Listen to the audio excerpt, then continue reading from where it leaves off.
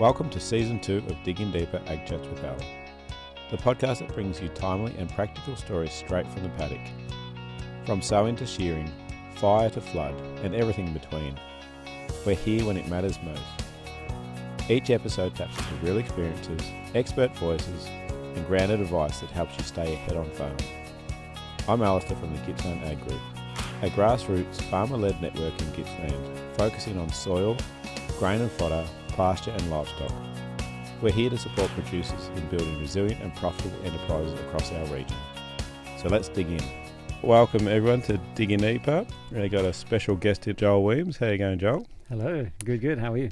Good, thank you. Now, the reason you're so special is you're actually our first international guest that's sitting in the chair, so I'm pretty chuffed, a bit starstruck, I must say, actually. So, no, thank you for making the time out of your busy schedule. Yeah, no, pleasure to be here. Yeah. Why are you here? We'll start with that, actually. So, you're in Australia. Where are you normally from?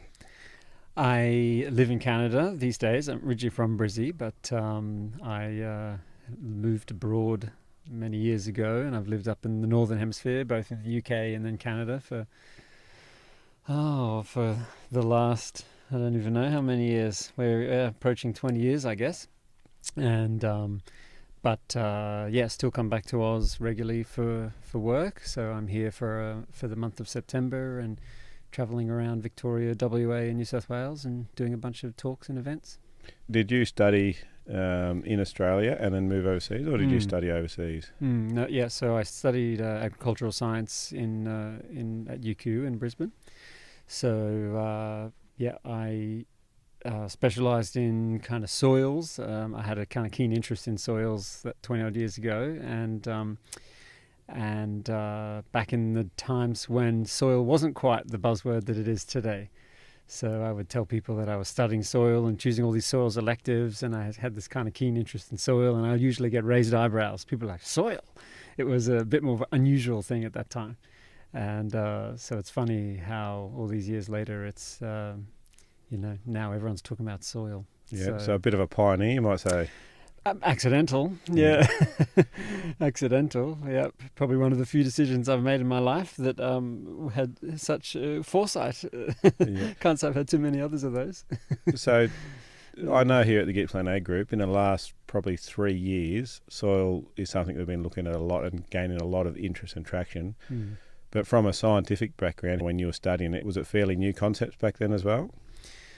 No, I would say just soils is something we've always studied, I think, but there's just maybe some renewed vigor and renewed interest in it. So I would say that to answer that question, when I was studying, soils had a reputation of being a very dry subject. Most people hated the soils, lecturers, professors, and hated doing soils work. It was kind of considered quite a boring topic. And I think that I'd say we did have a lot of good research and work being done in it, but maybe it was just, certainly it was more focused on soil chemistry and soil physics exclusively. So even for me, when I studied, we only had a professor of soil chem and soil physics. We didn't even have a professor of soil biology in an ag science degree. So we didn't learn anything about soil biology apart from pathology. That's the only bit of microbiology, we learned was about the disease-causing organisms. So I think that then, so to answer your question, it's this kind of renewal and this emergence of the topic of soil biology that seems to have captivated the interest of a lot more people now, a lot more farmers. It's the life in the soil that's such an interesting topic, and that seems to have been a key catalyst, I think, in this rediscovering of the world of soil science. Yeah. So the chemistry and biology, are they linked closely together in your mind? Yeah, all three are, chemistry, physics and biology. I think they're all, and this is something that I talk a lot about in my lectures, they are very intimately linked and they are of equal importance. I know that soil biology is the latest kind of hype and flavour of the month, etc. But actually those organisms in the soil, they still live in that physical environment of the soil. They still need nutrients in order for them to function, to grow their bodies, to do the things that they do. So they need a well-structured environment, they need good soil physics, and they need good nutrient availability. So I think that they are of kind of really equal importance, really. But sure, there's particular things that biology is really important for. There's particular things that chemistry is really important for, or physics is really important for. So it kind of depends on maybe what the exact topic is that you're function that you're looking for. But as a general rule, yes, I'm equally excited by biology. It's a vast, complex world, so much untapped potential. We know so little about it. And that's one of the areas that we've just really gone leaps and bounds just in the last decade or so, with DNA and molecular type technologies, just going so much deeper into the world of soil biology and unpacking what's going on there. So look, yes, I agree, it's a really exciting time because of all the new discoveries, and this is true of a lot of the other life sciences. Just the whole microbiome, the world of the microbiome sciences is really jumping leaps and bounds in all sorts of contexts. And so that's great. It's a really exciting time, but still, I think there is some foundational fundamentals around the chemistry and the physics that are also still really important too. Someone coming to one of your events, are they going to get lost in the scientific talk, or is it simple enough, even though it's a very complex topic, but it's simple enough in a practical sense for producers? Yeah, I hope so. I guess feedback from farmers that have, listened to me in the past, through all the years that I've been doing this, a very common piece of feedback that I get anyway is that they really appreciate my educational style, because I do present a lot of science, I do present a lot of complex topics, but I do explain it in a way that's easy to understand. And so, yes, I try to bring in that complexity and bring in some of those rather specific and technical details, but I always round it off with more of a simply said, summary of really let's get into the weeds, but then let's recap it, let's summarize it in nice, easy language, and then from that add on a practical angle. So here's simply what it means, and here's what maybe we should be doing about it out there in the field. So that is a piece of feedback that many farmers have said they like, that they get exposure to some of the science and the papers. They like to know that there's an evidence base to things that I'm saying and to what I say, but they like the way that I do make it practical and turn it into practical and actionable kind of strategies. Yeah, well, I've actually sat through a couple of your lectures, found it very interesting. The other thing that I think we need to note is that it's very independent type of work you do as well. Yes, that's correct. So I call myself an independent educator. I don't sell products or inputs or anything of that nature. It's just delivering information, science communication, sharing information on both of a scientific and practical nature. It's not all just about the science. Of course, the science is great and fascinating, and it's a good base, but what's really important is how we put that into practice. So it is also what farmers are doing at the field level and what's working for them, and sharing some of those anecdotes and case studies and that kind of thing as well. So I do very much intentionally try to merge those two worlds, bring together both a science base with a practical angle on top of that. And I do think that's also very important. It's all nice and great to have a piece of paper and a study that says this, that, or the other, but ultimately what's really important is how do we put this into practice? Does it work in the field?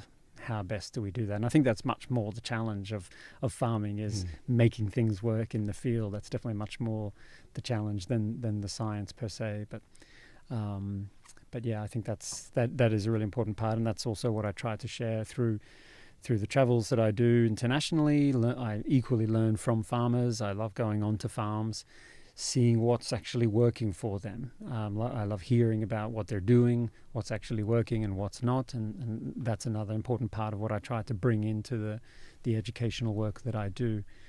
So yeah, it's just really all about sharing information. That's what I do. Well, you just mentioned being on farms and sharing things that are working. What's the last property you're on which got you thinking this is actually starting to really work or click? Is there a story you can share? Well, we were just on a farm on Monday, just a few days ago, with a small grazier, and she has a lot of kike, which I have been learning myself about what a challenge of a pasture this is. Yeah. And that it's, of course I know it from my time years ago that it does have that habit of growing, making that really intense thatch mat, and smothering out plants. I know it's commonly used as a lawn or a turf, species. So that's a real challenge in terms of managing that and trying to encourage more diversity, plant species diversity in the pastures. So we were on a farm just the other day on Monday and talking about strategies to try and keep that kike down, strategies to try and get a bit more diversity back into the system and oversow it, and just strategies on kind of grazing it hard to keep it kind of back so that some of the other plant species, clovers and things, can also kind of creep in there. So I'm not an expert in kike management. It's a bit more something that I'm not saying that I've had a lot of exposure to through my work. So I was equally learning about some of the challenges in its management, being there on that farm, and many of the other farmers there were really impressed with the pastures that we were looking at on this particular farm. What strategies had they? Grazing hard. Yeah. So they weren't. We've since had some conversation about overseeding and things, but their primary strategy was just grazing very hard and at the right timing, just to open up that sward and let space for some of the others to come in. So she had really good clover throughout that pasture. Looked pretty good. Yeah. Well, interestingly, we've done a fair bit of work with kikuyu at the group here, and I was told something I learnt recently, that kikuyu at a certain growth stage has nearly as much ME as ryegrass.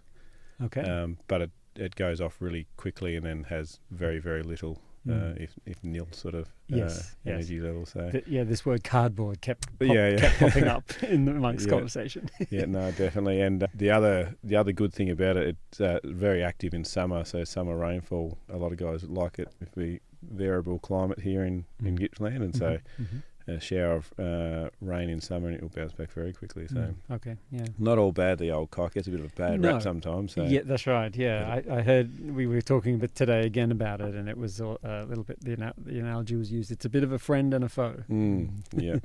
Now, you said you are in the area, you've spoken at a couple of events, and tonight you're at the Gippsland Ag Group speaking on compost, or more specifically chicken litter, is that correct? That's right. Do you want to share a little bit about what you're going to talk about tonight?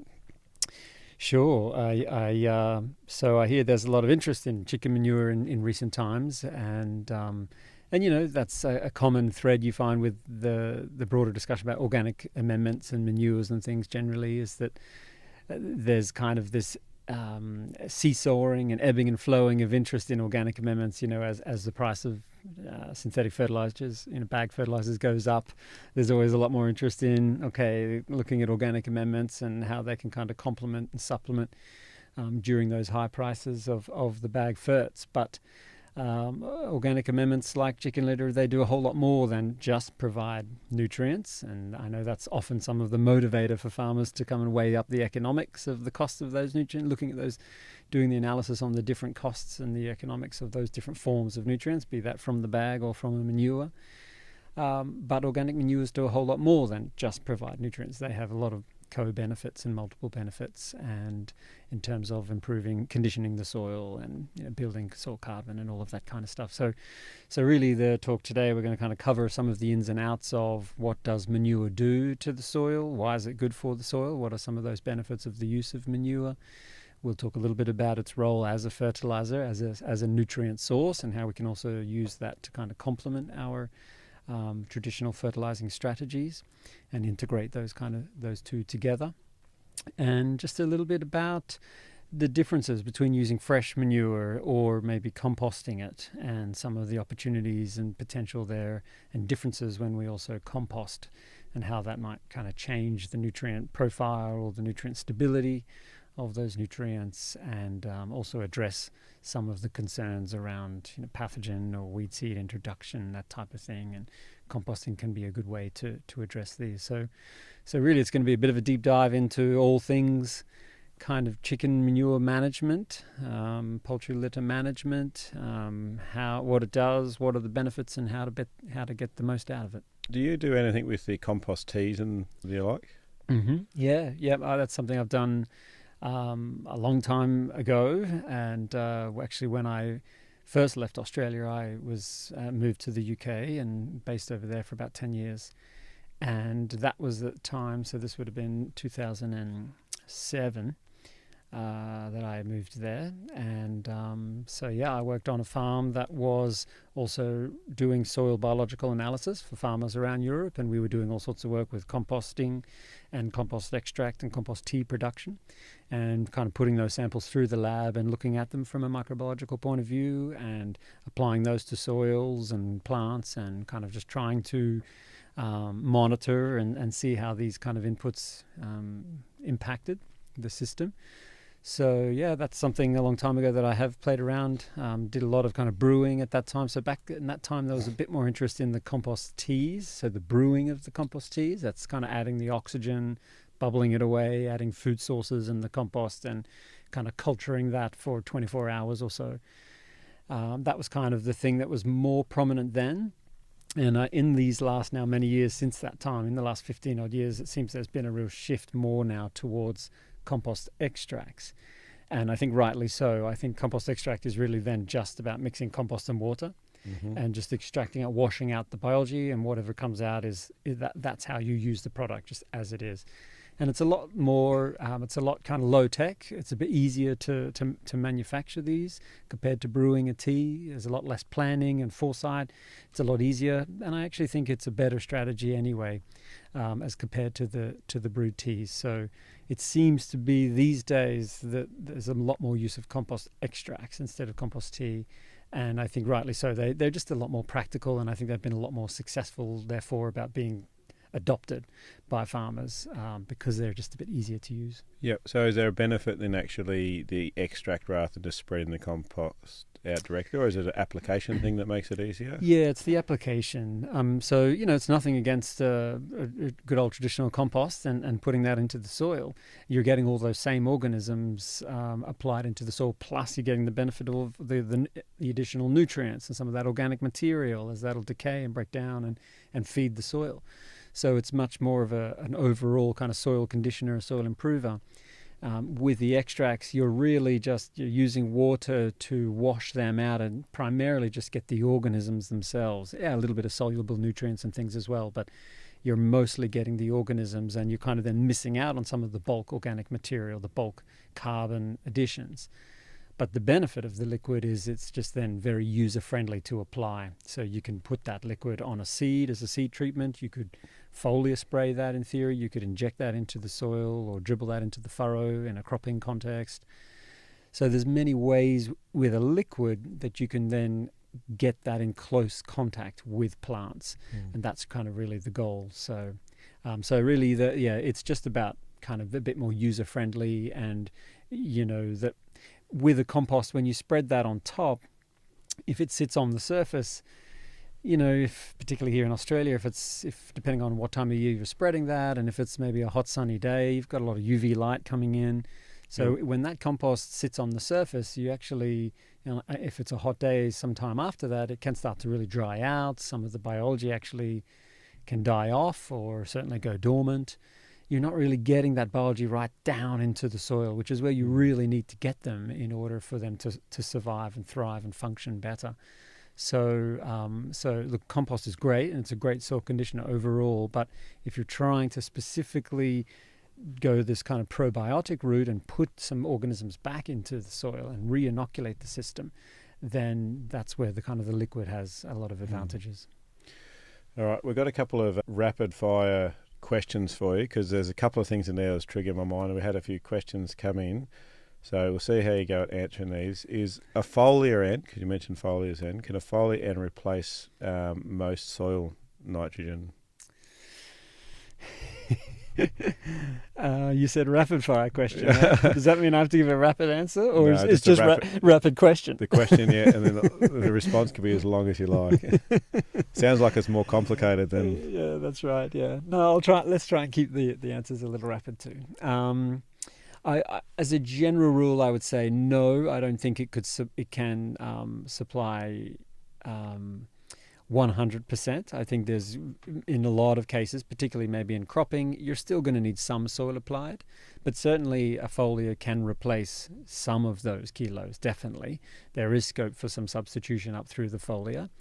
And when you do that, the foliar is certainly a lot more efficient. So when you target that onto the foliage and you get those nutrients, particularly nitrogen, straight into those plants, that bypasses the soil. And it's when we put nitrogen down in the soil that nitrogen is prone to a lot of the losses. So it could leach through, it could off-gas.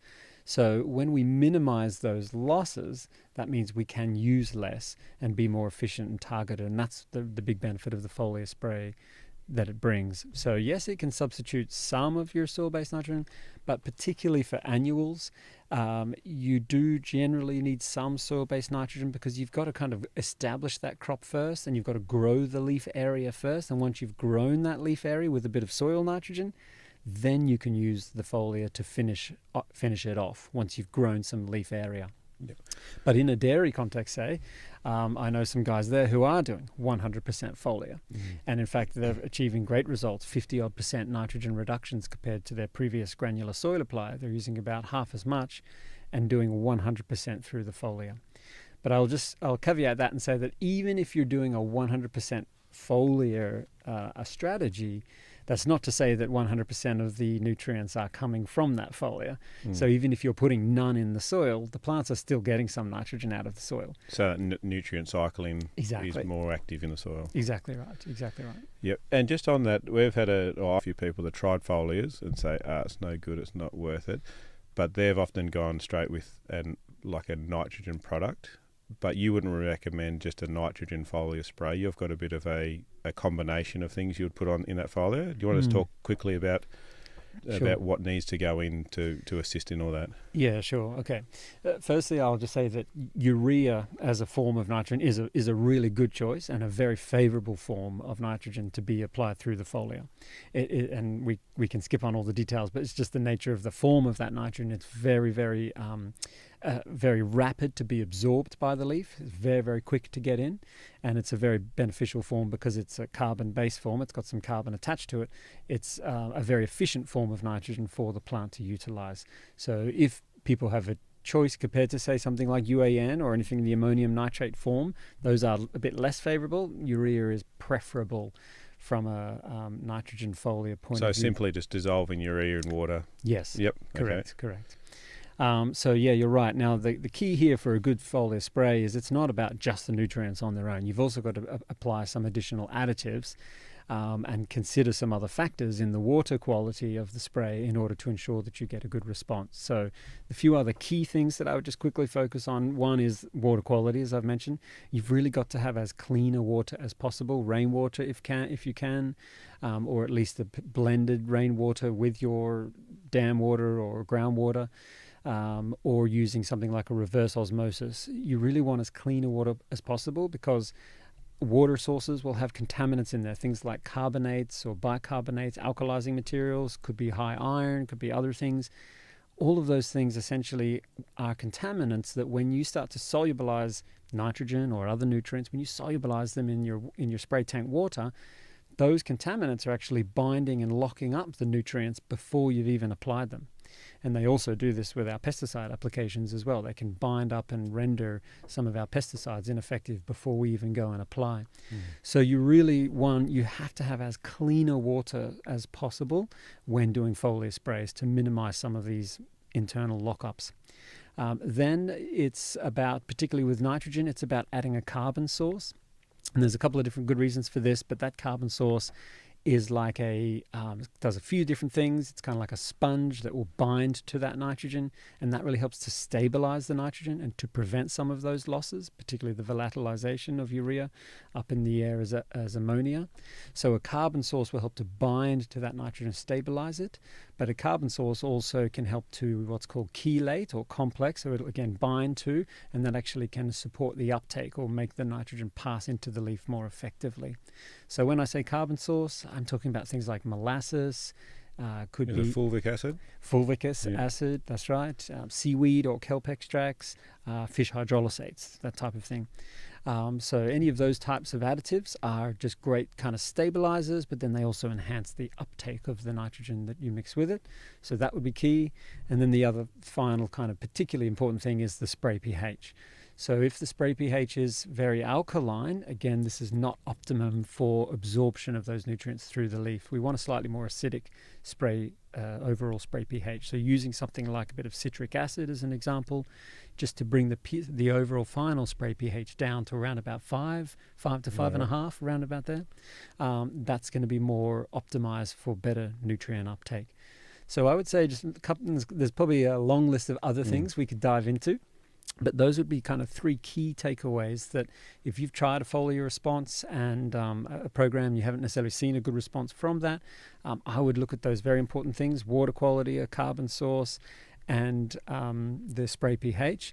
And then the key for uptake is high humidity. You've also got to look at when you apply it. So don't apply it in the heat of the middle of the day. You've got to do it in the early morning or late afternoon or the evenings when we've got a little bit higher humidity, because high humidity is also very, very important for driving uptake.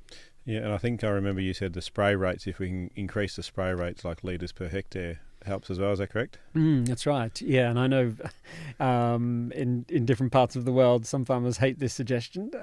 So Australia would generally be one of those.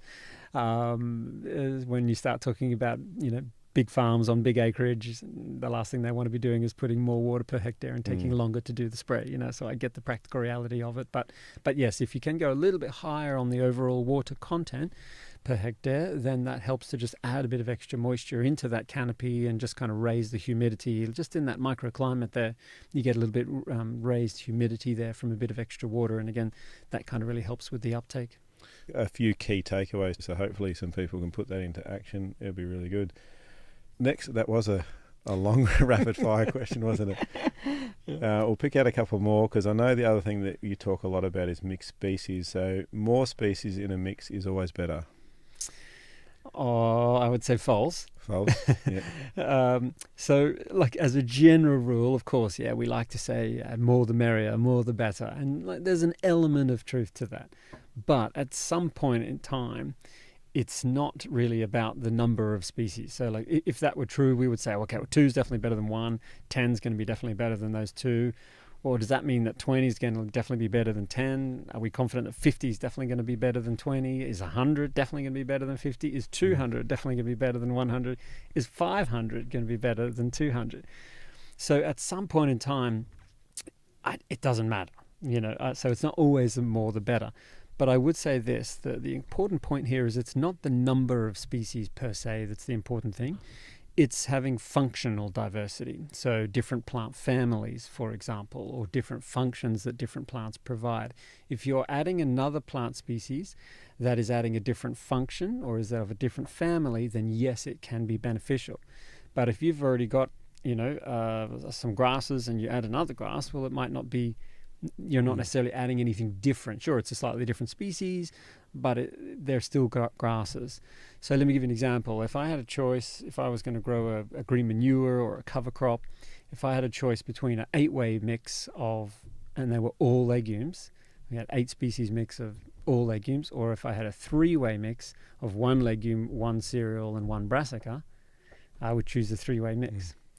So because, yes, you've got more in the legumes, but they're all of the same family. They're all very similar.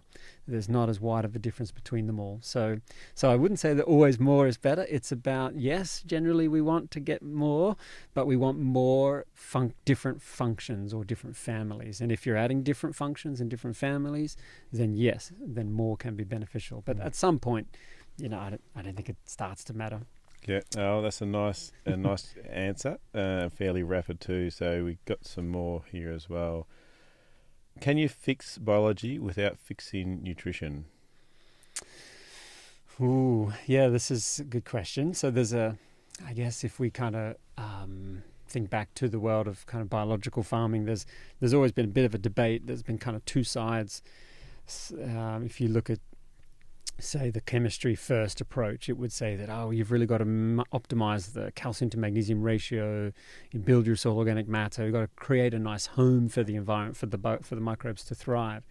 So you've got to deal with your chemistry first, optimize some of these issues, make sure there's good nutrients present and available there, because again, those microbes themselves, they also need nutrition. They also need micro minerals to grow their bodies, just like plants do, just like we do, all living things do. So the biology needs nutrition as well. So what that school of thought says, let's optimize CalMag, let's improve organic matter, let's get that soil right, create a good home, and then when we start to use biology or use probiotics or inoculants and things, then there's an environment in which they will thrive and do better. So there's kind of one debate. The other debate says, well, actually, if you start with biology, that your biology can actually also help you improve that soil structure, re-aggregate that soil, improve the physics, and therefore start to cycle and make nutrients available in the soil already. So if we look at the process of aggregation, sticking soil particles together, aggregating the soil, creating kind of pore space in between, definitely that is very much a biological process. It is living things that drive that process primarily. So that's the other kind of the school of thought that says, well, let's start by getting biology back and rebuilding that structure. And when we rebuild that structure and aggregation, well, then the soils are going to function better and cycle nutrients and release chemistry. So going kind of the other way. And I think, both schools of thought are fine. I think some folks have had better results addressing chemistry first before they move on down that biology path. Some folks have gone down that biology path and kind of made that work as well. I think it a little bit depends on the soil type. There's a bit of context there. I would say in a very light and sandy soil that has very poor nutrient holding capacity, sure, probably in a soil like that, it might be better to try and address a bit of chemistry first, to try and lift just a bit of that baseline fertility of a soil like that first, so that then the biology can thrive. But if you're talking more on a slightly medium fine textured clay soil that's actually got a bit better nutrient reserves in it, well, there's probably already enough chemistry in there. You might just need to focus more on that biology of restructuring those particles and aggregating, etc.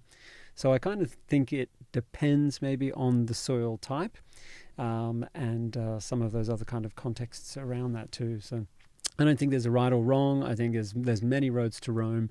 But I think to summarize, I would emphasize that it is a fair point to say that chemistry is also really important with biology. We're all very excited by biology these days, and there's a lot of potential, and rightly so. But those organisms still need a physical environment to live in, and chemistry. They need nutrients for them to grow their bodies as well.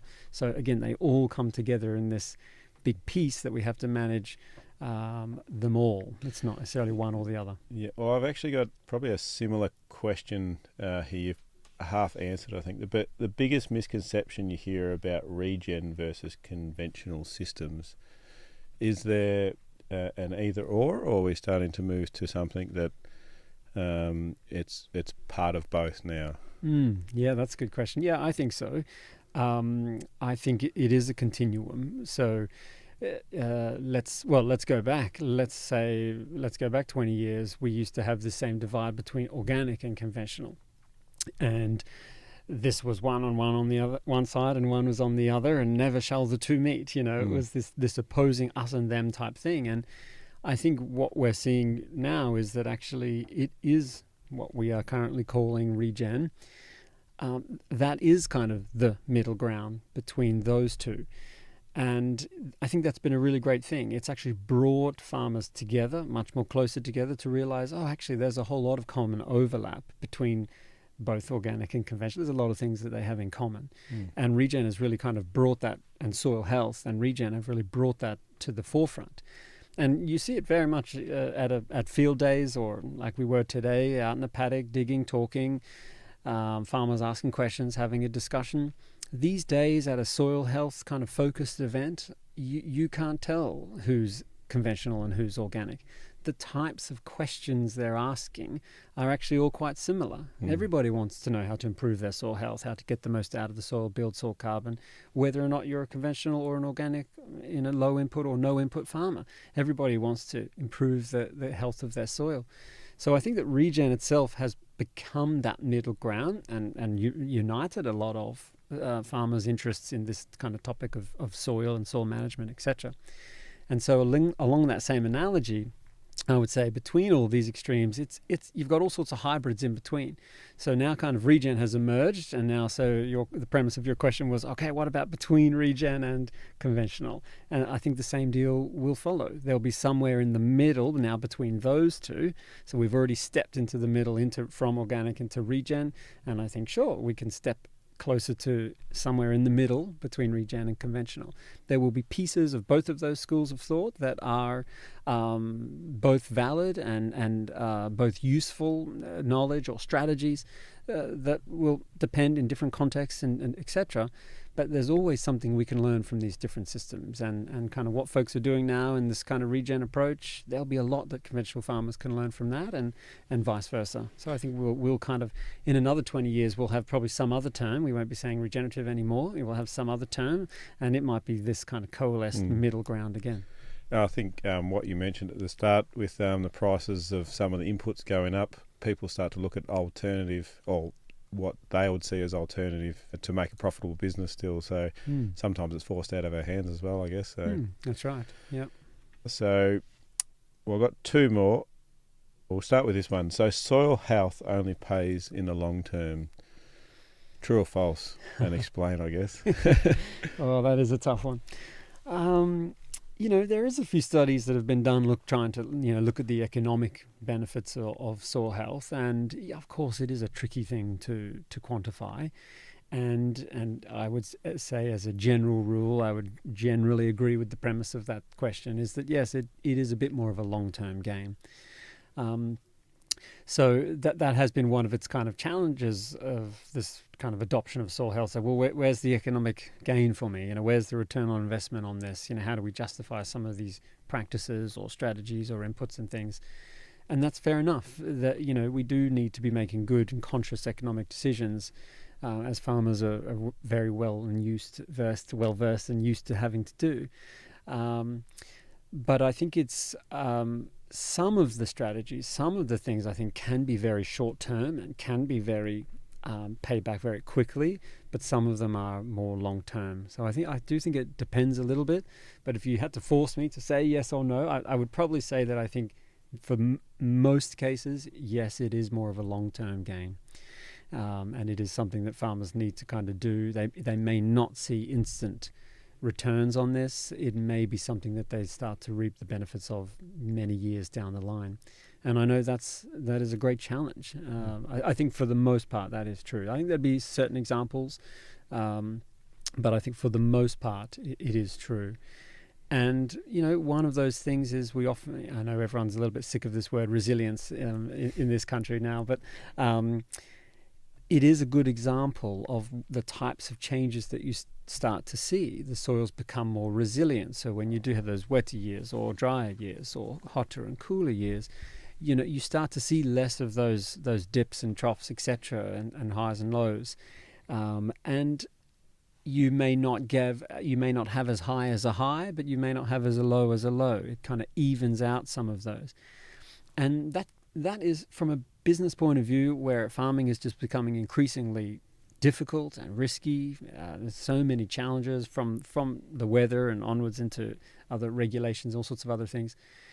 Anything that actually can help to kind of help the business be more predictable and operate with less volatility is going to help farmers make better decisions, because they can anticipate more accurately what's going to be happening. So I think that the soil health thing, bringing a bit of resilience into regen, and soil health bringing resilience into the soil, again, although that's something that's very hard to economically quantify in the shorter term, I do think it is something that farmers will financially see benefits for in the long term, in terms of just that ease of management and being able to make better decisions. Yeah, well, Gippsland is very variable, and anything that we can take a bit of that volatility out, I think, is going to be something that producers will be looking to get in the future. I've got one last question, but it's going to put you on the spot. It's one we ask every guest that comes in. It's, what's something that you have learnt recently that surprised you? Now, you may not be able to answer it off the spot, but I thought I would ask it anyways. Gee. Yeah, that is a tricky one. Let's see. I mean, I'll This is a bit of a silly answer then. Right, but, go for it. And I'm sure a lot of the audience won't even know. They'll only know if they've maybe got younger children or girls particularly. But there's this bizarre new movie that all the kids are going crazy about. Can I have a guess of what it's going to be? Because I've got a young daughter. Is it K-pop Demon Hunters? It is. It is, right. Go. So there you go, case in point.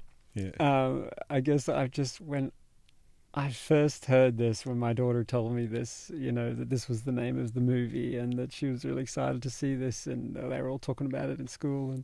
And yeah, my first thought was, what on earth? Is this just a joke? Is this crazy? Like, are they that desperate for a title? That sounds absolutely ridiculous. Yeah. And then I've just, as it's unfolded and unrolled and got bigger and bigger and crazier, I've been surprised to hear that it's just this absolute ginormous success of a movie. When she first mentioned it, I thought, oh, that just sounds so ridiculous and so silly. But it turns out, supposedly, it's a great movie. Everyone loves it, supposedly, and it's turned into a huge success for them. But if I guess when I first heard about it, I guess I'm surprised to hear that it's gone so well, because it sounds so niche and bizarre and specific that how could it end up being such a mainstream commercial success? But it sure has been. Have you not seen the movie? I haven't yet. No. My friend told me that I must watch it now, so I'll have to find some time to sit down with my daughter and watch it. I think she's already on to her 4th time that she's watched it, so I'll have to find some time to be honest, when I get back home. I'm only home for a few days. I've got to head back to Europe for the rest of October, so I kind of won't be back home until the end of October. So, and maybe it's lost its popularity by then, but it's actually, I've watched it now at least once, I think, all the way through, and I was under the same impression as you. This seems a strange movie, strange concept, but I actually quite enjoyed the movie. So I've heard. And interestingly, I learnt the other day that in Australia currently, it holds something like 7 of the top 10 songs on the radio. So all the songs have gone viral as well on mainstream radio as well. They have. Yeah, I've been hearing them on the radio a bit. Yeah, I must be honest. Yeah, my friend who was talking to me just recently said that it said that too. Said, actually, the storyline's pretty good. It's actually a pretty good movie, and you should definitely watch it with my daughter. So I shall do that. Yep. Well, let us know when you watch it what you think. But just before we go, where can people follow along your work and your teachings? Sure. So I have a website that's integratedsoils.com. So they can Google that or just type in Joel Williams and soil and it'll come up. And I have a few social media. I'm not super active on social media. I'm a little bit lazy with my social media. But I am on Instagram and Twitter or X and Facebook. But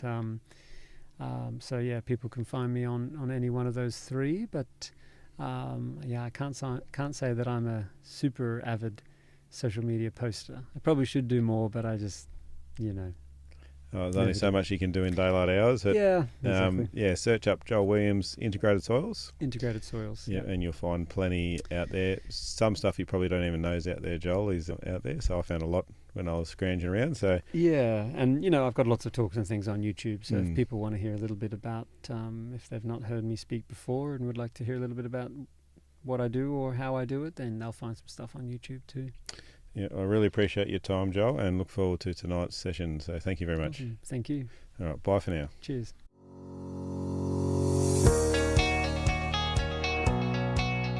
A big thank you for tuning in today. And remember, if you have a question about today's episode or a topic you'd like us to cover, reach out to one of our many platforms and join the conversation.